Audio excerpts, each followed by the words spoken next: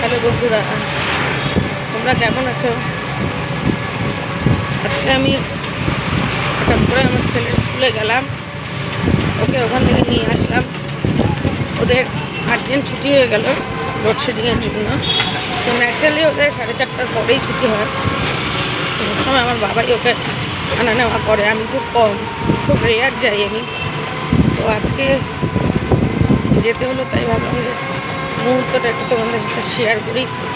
গিয়ে তো আমি একটু ভয় পেয়ে গেলাম, দেখলাম যে না, ও ঠিকই আছে, ও স্টেডি আছে।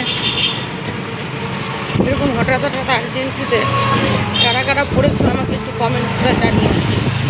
আর এইটা বিরাজ, এই যে স্কুল ড্রেস, ও বড় হয়েছে, আমার মতন হয়ে গেছে প্রায় লম্বা।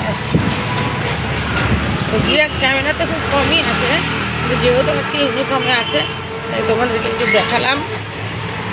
তো মা হয়ে আপনাদেরকে অনেক রকম দায়িত্ব কর্তব্য পালন করতে হয়, কিন্তু ছোটো ছেলে হওয়ার পর থেকে আমার দায়িত্বগুলো বেশি আমার বাবা মারাই পালন করে।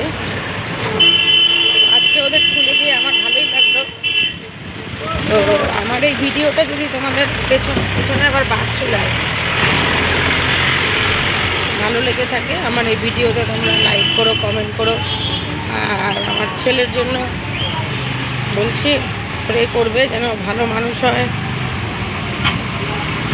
আমার চ্যানেলটাকে তোমরা সাবস্ক্রাইব করে দিও। ভালো থেকো সবাই।